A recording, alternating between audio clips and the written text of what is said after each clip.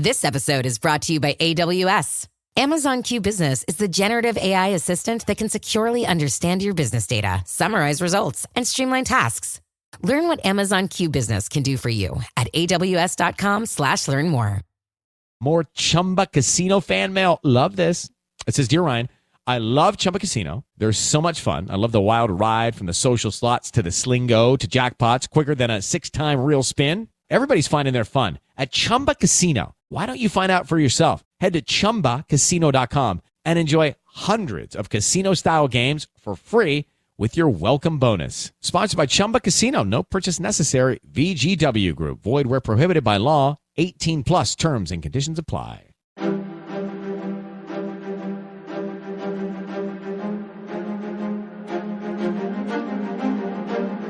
Hello, and thank you for listening to The History of World War II podcast, episode 499, The Wild West of the Eastern Front. Last time, as it became clear that the German Ninth Army and the rest of Army Group Center was going to attempt to stay put for a while, or rather for the immediate future, the men began to create amenities for themselves, be it a newspaper, a cinema, or a traveling troupe of actors. But even better, as reinforcements came in with additional supplies, the Soviet salient just behind Rzhev was beginning to be reduced. But it wasn't over yet. Many men from both sides, before this area was truly dominated by one of the combatants, would die. Yes, things were improving for the Germans, but not everything. For one, their infantry could have used more anti-tank weapons. Thus, the various panzer divisions found themselves having to send out small pieces of themselves to support German infantry when they were attacked or were attacking the enemy when it had tank support. As for the panzer leaders, they would have preferred to keep their armored beasts together. For as they all knew, it was only a matter of time before there would be an order from Berlin that would say, go back on the offensive, a proper offensive, back to Moscow. And it would be then that they would need their numbers. But orders were orders. And now that the Soviet salient was being dealt with, it was time to focus on the wider picture. As we have seen at the end of January 1942, 5th Panzer Division, a part of 4th Panzer Army, was ordered to send a battle group to assist the 41st Panzer Corps when it had left Sukhchova to hit the Russian salient. Also, the 5th Panzer was told to send a motorized rifle battalion with tanks and anti-tank guns to Vyazma. That city and the bridges just west of it were to be shielded from the enemy.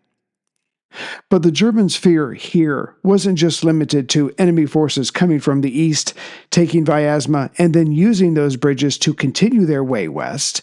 No, as there was still a sizable enemy force in their rear, those bridges could also be used from a westerly direction to hit Vyazma from the west while its defenders were facing east.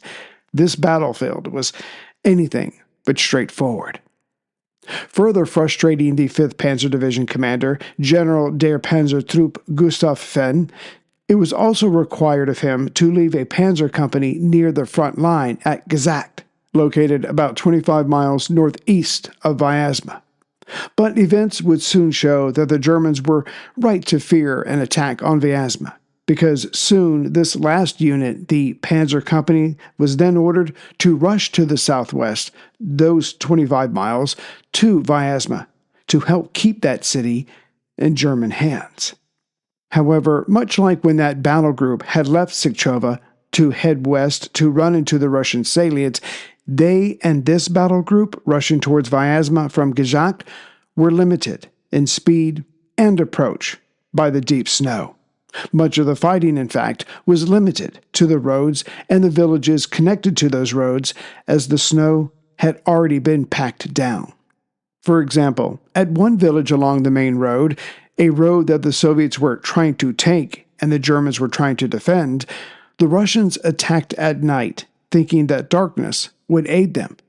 But that aid disappeared in seconds, as soon several houses or buildings were set aflame, casting jumping shadows in all directions, and most importantly, light.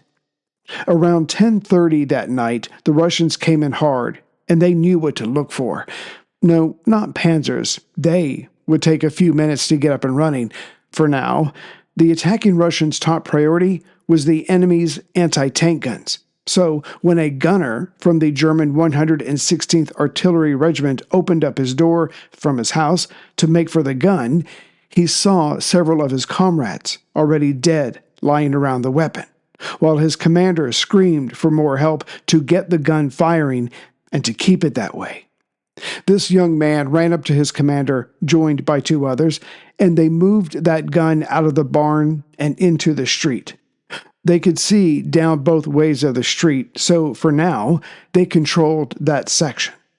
There was complete chaos around them: gunfire, explosions, screams for help, screams of the damned, and probably whispers of mercy, which were ignored.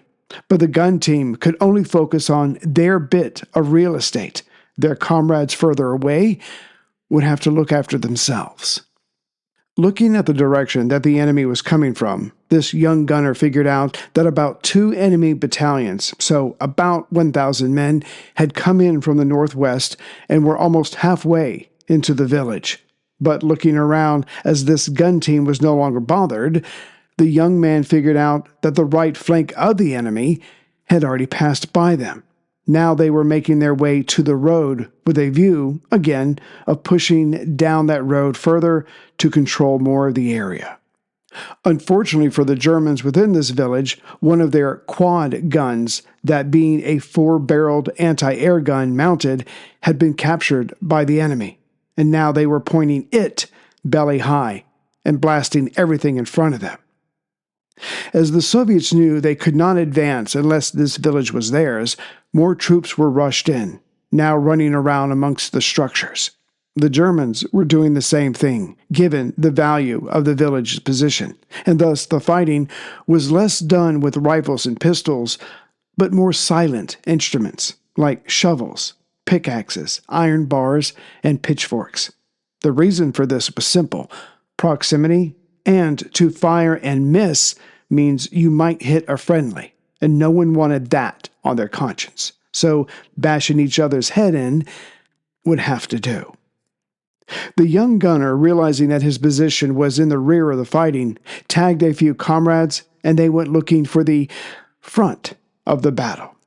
They stayed close to the trees and within the darkness, and they were getting closer. Just then, some of their mates were taking fire, so ran into a building.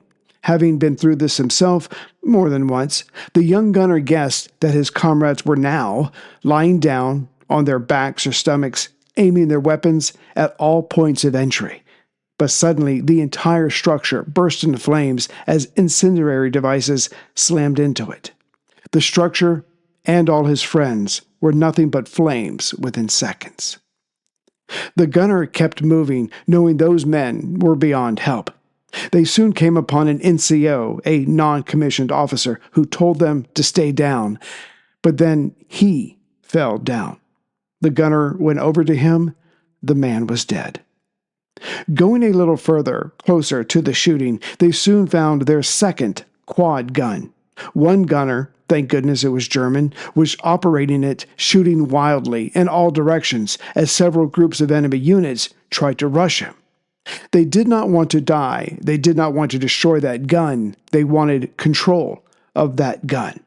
Also, there was another non-commissioned officer nearby, standing close, firing his pistol, trying to keep the Soviets away.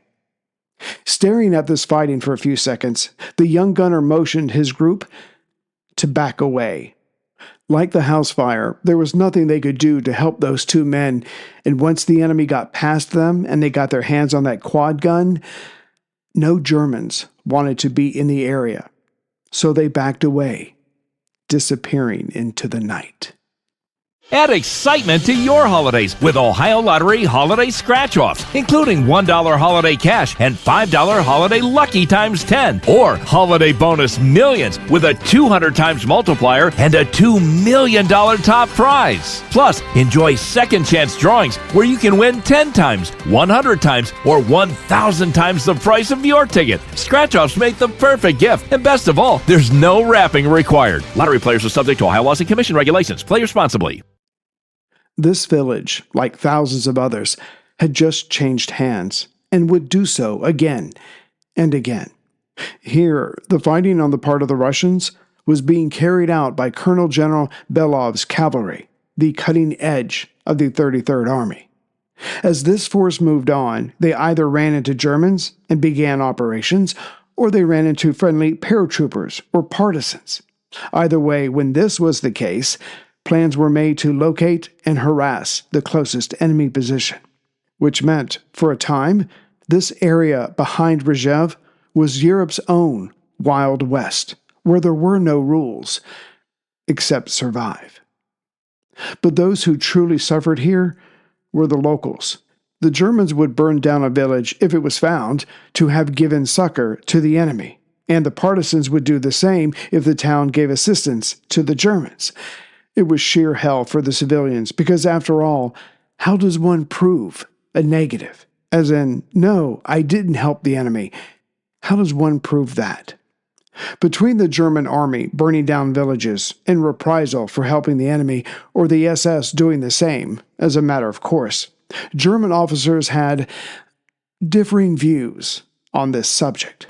For example, General Gotthard Henrici of the 43rd Corps rarely chastised his men for such offenses, whereas General Model of 9th Army was more robust in discouraging his men. After all, as he constantly yelled at them, you were only creating more recruits for the partisans with each town that you burned down. But nothing changed. Villages continued to burn, non-combatants were shot out of hand.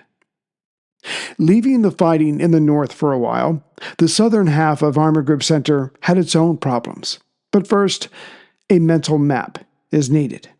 Just shy of halfway between Moscow and Vyazma in a westerly-southwesterly direction is the town of Vereya. For additional reference, Vereya is just south of Moshayesk. About 50 miles or 80 kilometers southwest of Vereya is Yuknov, itself just southeast of Vyazma. So what does that mean? Vereya and Vyazma were roughly parallel on an east to west line, and it was Vyazma that was Zhukov's target. Earlier, we mentioned the 1st Guards Cavalry, led by Colonel General Belov and the Soviet 33rd Army. The 33rd Army was trying to straighten out the battlefront by pushing west here. As we have seen, the two flanks of Army Group Center had been bent or pushed back. Now, it was time for the German center to receive some proper attention. As this was Zhukov's area of responsibility, he was keeping a close eye on Vereya, which means this next part doesn't make any sense. However it came to be, Zhukov believed that Vereya was more rather than less under Soviet control now. So he ordered the 33rd Army to pull out of this area and to make for a place just north of Yuknov. Once there, they would smash their way through the German line of defense and then head to the northwest to make for Vyazma. But again, Zhukov had been incorrect as touching the Vereya area. The German 20th Corps, 4 infantry divisions strong, led by General Rudolf von Roman, was still in the fight and attempting to hold on at Vereya. To be sure, his 20th Corps was only trying to fulfill Hitler's orders, not fall back too much and make the Russians pay for every inch of ground. Regardless, the Russians pulled out because they were ordered to. They headed west and reorganized themselves to hit the enemy close to Yuknov. Lieutenant General Mikhail Efremov's 33rd Army formed up and hit the Germans just north of Yuknov. Whether it was the sheer numbers or the element of surprise, the Russians punched a hole in the German line and started making for Vyazma. there was just one problem. As this attack was being pushed by Zhukov himself, not known for his patience or understanding, the men of the 33rd practically ran. They did not walk when they were not riding in a truck or on top of a tank. Hence, their front line, their front position, leaving Yukhnov, started to thin out. Worse, their rear area services were being left further behind. This liked General Efremov not, and he had many prudent questions for his superiors, like, what are my men at the front supposed to eat or sleep on? How will we communicate with the lagging parts of our army? When will the lagging parts of our army catch up? To which Zhukov simply replied, hit Vyazma with what you have. The rest can wait. But that was only one of the many problems for General Efremov. As he led his men, literally in the front, he was told that the force just to his south, the Soviet 43rd Army, was not engaging their part of the German line that he had just broken through. Moreover, he was also told that he was responsible for his own northern flank. In other words, the 33rd Army, which could have turned this area on its head by taking Vyazma after penetrating deep into enemy territory, was now slowed down. Why? Because it had to protect its own flanks. It was enough to make an officer weep, and it seems the Russians still had much to learn, and one of those things was patience. For surely the German counterattack started up on February 4th. It was a worst-case scenario for the 33rd Army because the growing penetration that they had created was now being hit from the north and south. From the north, the greater threat, the 20th Panzer Division, much weakened by recent action, was augmented by General Roman with 2 panzer companies borrowed from 5th Panzer Division, dashed south to hit the enemy 33rd. Meanwhile, from the south, parts of the 13th Corps, specifically the motorized 4th SS Infantry Regiment, made its way north. In the afternoon of the next day, February 5th, the German pincers made contact. Due to many factors, the Russians were focused on their front, they were fearful being driven by Zhukov. The German scythes cut right through the rear of the leading enemy units. The communications between Zhukov and Efremov that had worried the latter, but were ignored by the former, were now cut. Still, Efremov moved towards Vyazma, hoping Zhukov would somehow take care of his supply line. But for all of Zhukov's writings after the war, he actually says very little about this moment. Yet we now know from others that he yelled and screamed at the Germans for their temerity. Then he ordered all those who were responsible for letting the Germans in to be shot. As we saw when General Belov and his were seemingly sacrificed by his superior, Sakharov, and his incompetence, here, it has to be said, the one that should have been shot was Zhukov. But membership in the inner circle has its privileges. One of the soldiers that made up the German southern pincer that hit the salient was a signaller from 2nd Panzer Division. Like tens of thousands of other specialists, he soon found himself now an infantryman. On February 3rd, he and the men around him heard the shout, "Prepare to move out." As this was only the latest in 1,000 thrown-together battle groups putting out the latest crisis, it was a mix of officers, NCOs, and about 30 men from 3 different units. But most of these men were former radio men, clerks, and kitchen staff. Fortunately, even though they had not worked together, they were led by an experienced commander who now stood like a titan before them, in his overcoat holding a machine pistol. During these days, Russian units would find themselves bumping into comrades. Soldiers walked around a tree to see paratroopers or troops from another army. Again, this section, this time, was the Wild West of the East. So they quickly learned to see who they were about to shoot at before they shot. Not so much the Germans, who were outnumbered in this area. If anything, being outnumbered in the woods made things simpler for them. This undersized battle group moved out, and before too long came upon a Soviet version of themselves. But most importantly, the Germans spotted their adversary first. There was talk of trying to surround the Russians before they started shooting, but the deep snow made this all but impossible. So the Germans formed a line as best they could, and the commander opened up. The rest followed. In a matter of minutes, most of the Soviets were dead. The very few still alive ran deeper into the woods. A local German victory, to be sure, but closer to Vyazma, the tables were turned. A combat engineer from 5th Panzer Division, now an infantryman, survived a night of fighting, but only by pure luck. Near their position, itself near Vyazma, this engineer liked to look through the woods as the sun came up amongst the trees. Only this morning, the trees were moving. That wasn't right. He looked again. No, it was a few dozen enemy troops slowly emerging from the forest, hoping to get in closer before the shooting started. But when the Soviets were about 80 meters from the German position, the engineer and those around him opened up.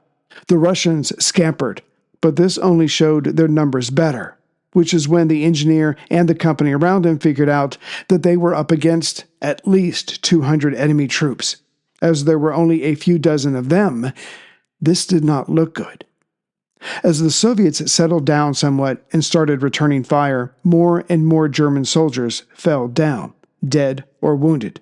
Just then, a German platoon showed up and offered cover fire as the engineer and company started to fall back, but it has to be said, more of them fell as they retreated. When the Germans stopped running and reformed their line, there were only 14 of them left. Around noon, the Russians started up their attack again, but in the interim, the Germans had brought up a few pieces of artillery. Just as the Soviets rushed forward, explosions went off among them, tearing apart and scattering their bodies. The attackers fell back. Soon another 40 German reinforcements arrived, and they would hold out for the night before more help came. For now, Vyazma was safe, but there were now fewer Germans protecting it. Those Soviet units that were now cut off while trying to approach Vyazma consisted of men from the 1st Guards Cavalry Corps, the 8th Airborne Brigade. The remaining paratroopers were not dropped, as too many transport planes were quickly shot down, and finally those 4 rifle divisions from the Soviet 33rd Army.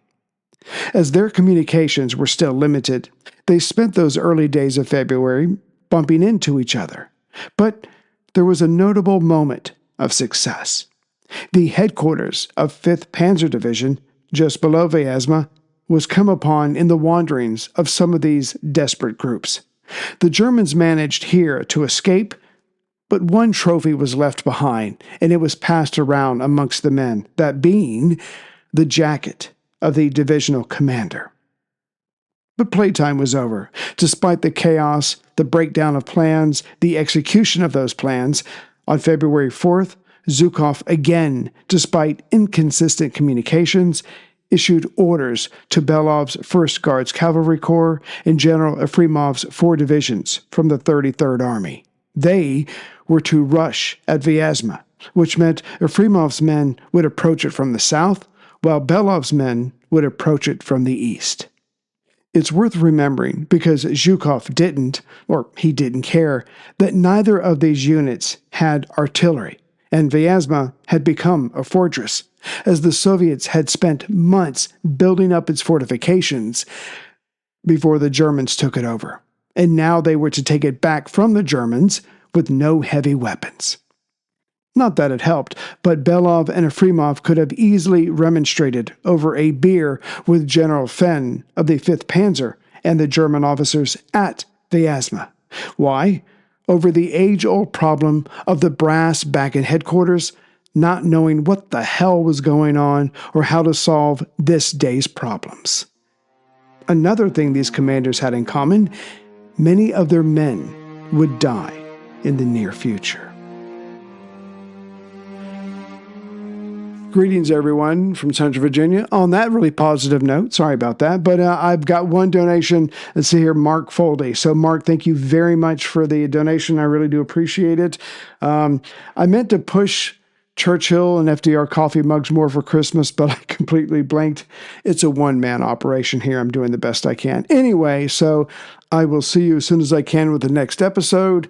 And we'll just see how this kind of solidifies. And then when spring comes, they're both going to gear up. What am I saying? We both know they're not going to wait for winter to be over. So anyways, we'll see how it plays out in the East. And then, of course, they're gearing up for the spring as well. So we'll see how it goes. Take care, everyone.